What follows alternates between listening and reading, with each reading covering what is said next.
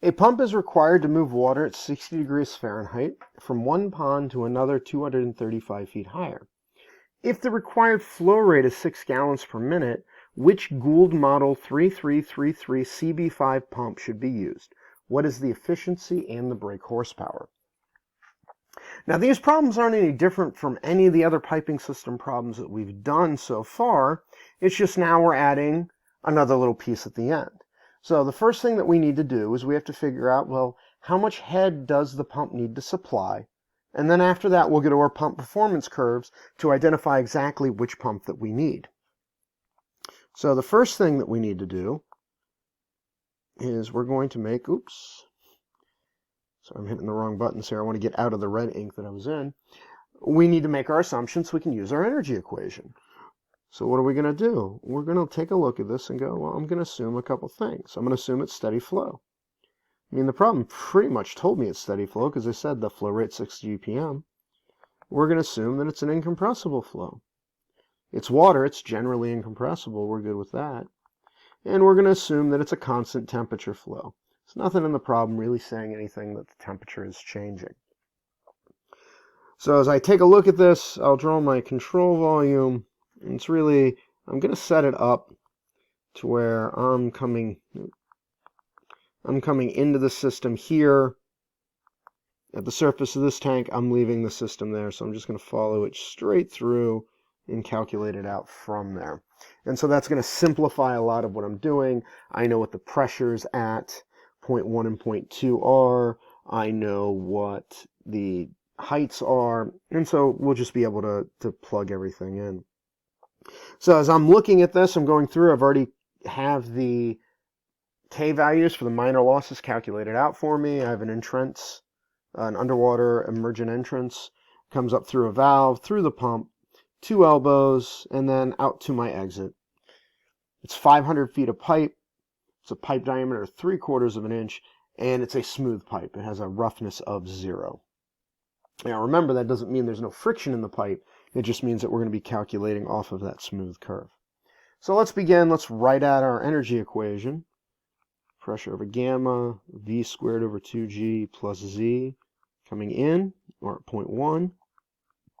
It's going to be equal to all of that energy coming out at 0.2.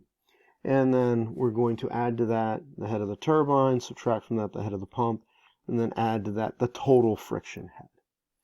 So as we look at this, we want to knock the easy stuff out to begin with. So pressure at 0.1, pressure at 0.2, both atmospheric, so they're going to fall out.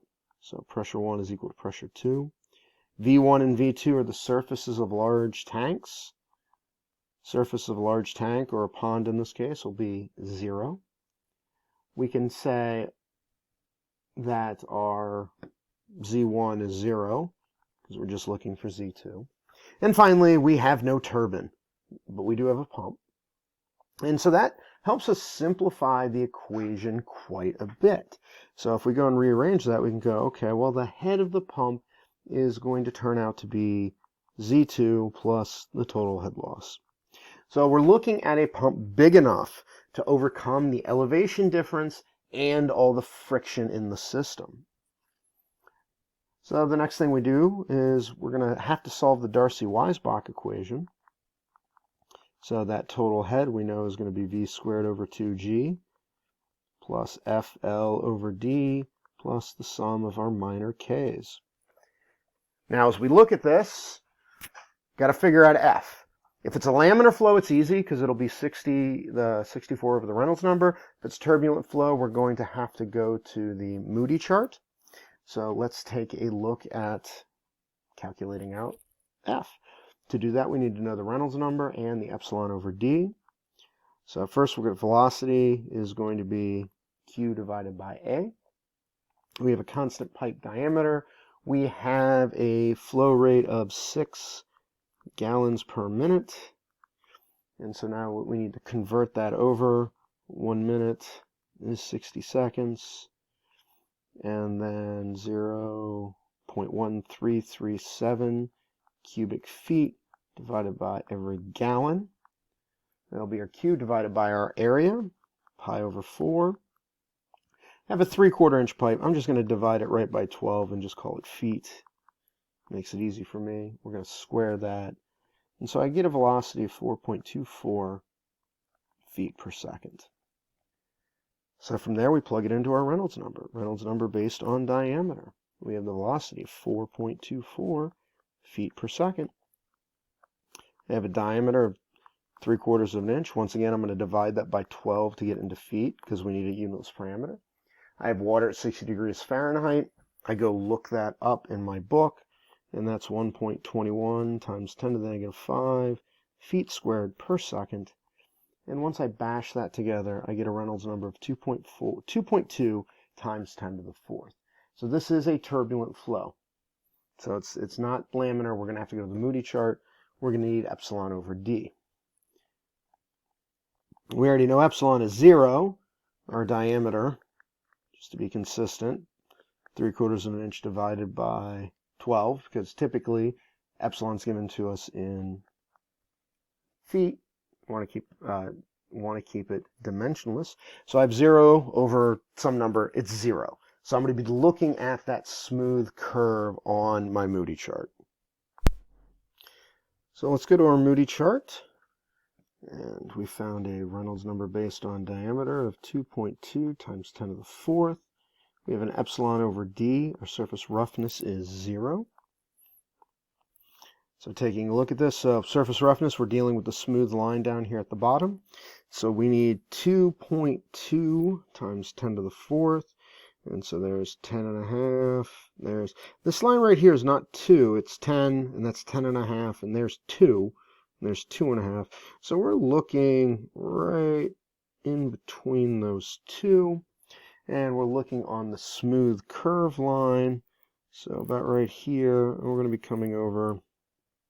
And so we can say that we have an F value of roughly 0.025.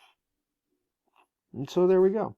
And so now we're going to plug that into our Darcy-Weisbach equation, but we also need the sum of the minor losses. So if we go back to the picture, to the original thing, so in minor case, is we had our threaded elbows at 1.5, and we have 4 of those. We had our valve, which was a 5. Our entrance was listed as a 0.8, and then our exit was listed as a 1. If we go and add those all up, we get 12.8.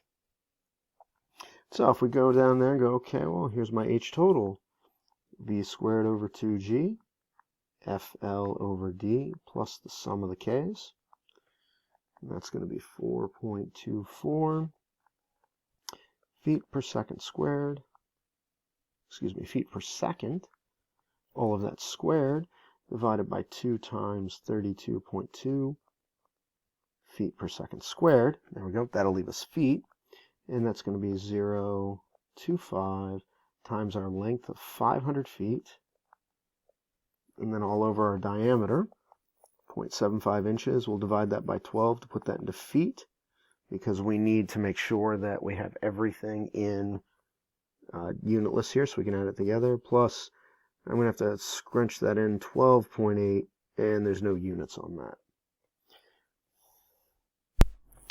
And so we complete that out, and we have roughly 59.4 feet of head that we have to overcome from the friction.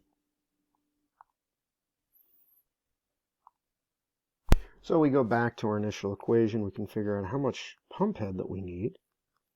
We have the elevation that we have to overcome because the one pond is 235 feet above the other. And we're going to add to that our 59.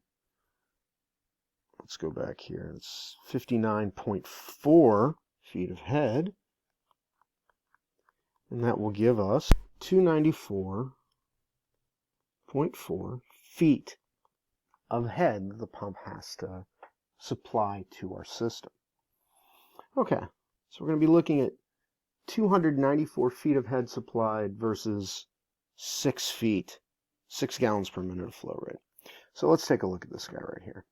So 6 gallons per minute is going to be this line right here.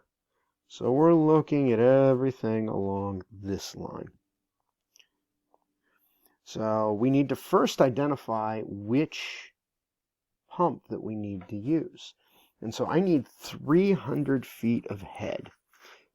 Roughly 300 feet of head. It's 294, but 300 is a pretty close number. So if I look right across here, that's my 300 foot ahead. So I'd be looking at that point right there. So it can't be the CB511, even though it's the closest to it, because it's not supplying enough head. You need to supply a minimum. If the system needs roughly 300 feet ahead to supply the system, you actually need to have at least 300 feet ahead. So the 8 and the 11 don't give us that, but the 14 does. So if we look at the 14's given us probably about 350 feet ahead, but it's the only one that will be able to work in that system.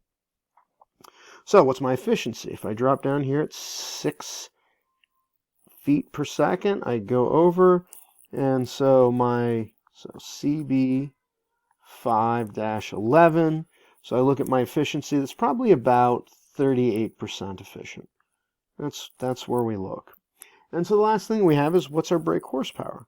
So CB514, we look over here on the brake horsepower. It's probably around 1.4 horsepower.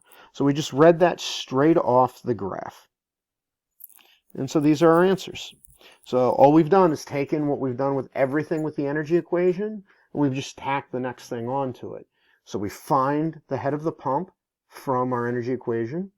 And so now we go to the pump curve, and we figure out exactly which pump we should use.